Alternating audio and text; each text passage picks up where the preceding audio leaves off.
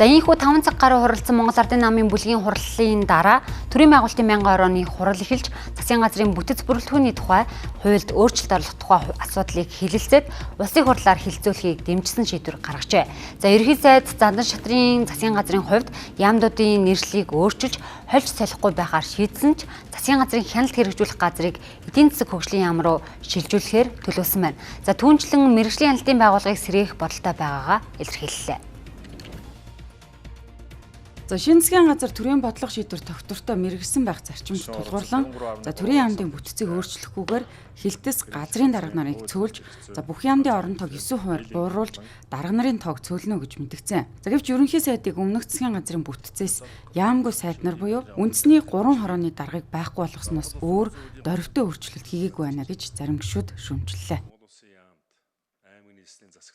Энэ эдийн засгийн бодлого төлөвлөлт түүний хяналт хэрэгжилт цаашдаа бол энэ мэргэжлийн хяналт бүтээмжийн зөвлөл нэртэйгээр цаашдаа бол шинжлэгдэж энэ мэргэжлийн хяналттай байх зүйтэй гэдэг асуудал яригдж байгаа. Энэ цаашдаа энэ дараагийн намрын чуулганаар хэлцэх байна. Өнөөдөр үндсэндээ суманд эрүүл ахуйн чанар шаардлага хангадаг хяндаг газар байхгүй болсон.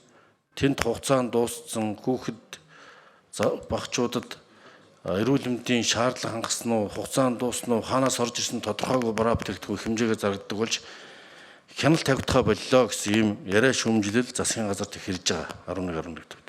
Ерөнхий сайдыг концепц ойлгоогүй байгаад нэг харамсалтай байна.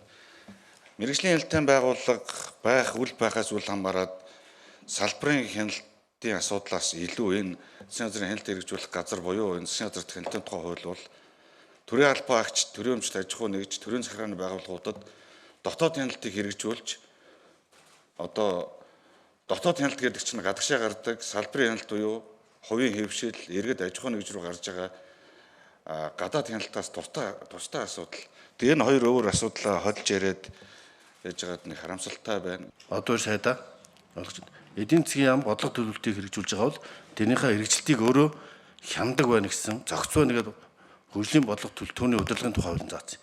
Энэ биднээс энэ болсон хуулийн зарчим зарим талаас алдагдаана гэдэг нэг үзэж байгаа.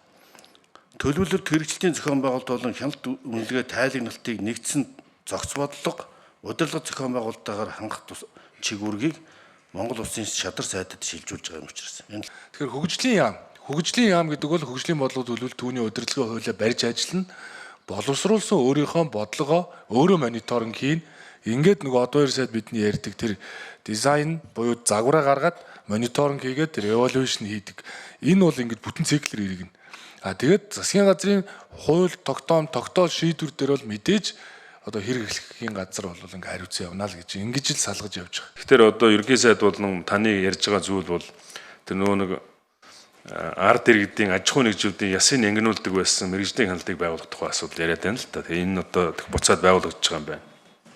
Тэгэхээр танд нэг зүйлийг бас ингээд хэлэхэд ингээд хүнд зориулж яам байгуулдаг, хороо байгуулдаг, хороо хариуцсан сайд бий болгодог. Тэгээд хүнд зориулж тэр дотор засгийн газрын бүтцийг нааш цааш нь болгодог ийм зүйл байдаг. За тухайлбал эдийн засаг хөгжлийн яамны хувьд 100 орчим ажилтны албан агчтай бол за 28 газар хилцтэй ажиллаж байжээ. За үүнээс 18 газрыг нь байхгүй болгож за бусад хилтэс газартай нэгтгэх замаар цомхон бүтцтэй ажиллахаар болж байна гэдэг танилцуулгыг хийсэн.